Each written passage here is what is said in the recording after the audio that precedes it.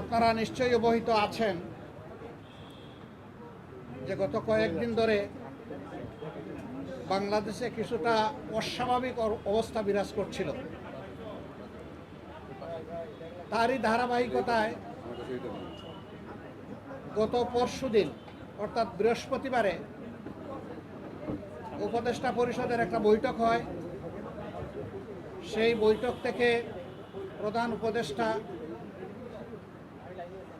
তিনি একটা মেসেজ জাতিকে দিতে চেয়েছিলেন, তিনি সেটা দেননি। কিন্তু এই কথাটা খুব দ্রুত সমাজের সব দিকে ছড়িয়ে পড়ে,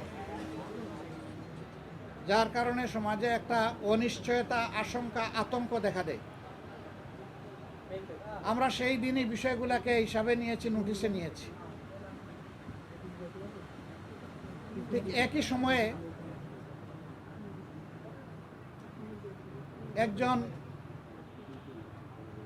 রাজনৈতিক নেতা তার জনপ্রতিনিধিত্বের একটা দাবি নিয়ে তিনি একটা অবস্থান নিয়েছিলেন। আবার আরেকটা গুরুত্বপূর্ণ জায়গায় আরেকটা দাবিতে আরেক দল অবস্থান নিয়েছিলেন। এই সব কিছু প্রধান উপদেষ্টার জন্য কিছুটা কষ্টের, কিছুটা বিরক্তির ছিল, যার কারণে তিনি তার দায়িত্বের ব্যাপারেই পুনর্বিবেচনা করবেন এইরকম একটা অভিব্যক্তি তিনি প্রকাশ করেছিলেন।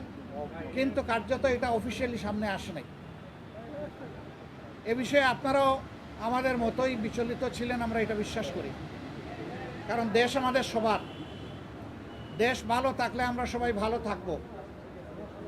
24 জুলাই বিপ্লবের মধ্য দিয়ে দেশে একটা পরিবর্তন এসেছে, কিন্তু এই পরিবর্তনে এখন যারা নেতৃত্ব দিচ্ছেন সরকারে,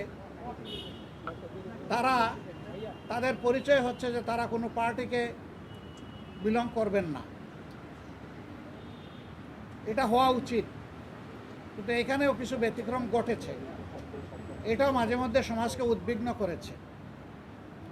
আবার স্বাভাবিকভাবেই এই পরিবর্তন বা বিপ্লবের অবশ্যম্ভাবী দাবি ছিল যে অর্থবহ কিছু সংস্কার করা লাগবে এবং যারা অপরাধী তাদের বিচার হতে হবে।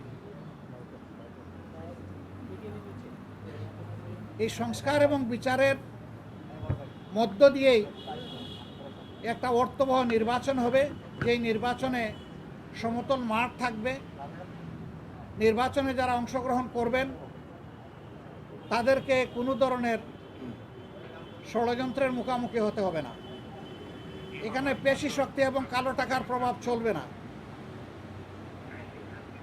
15.5 বছর মানুষ 3টা নির্বাচনে তার ভোটের অধিকার প্রয়োগ থেকে বঞ্চিত হয়েছে।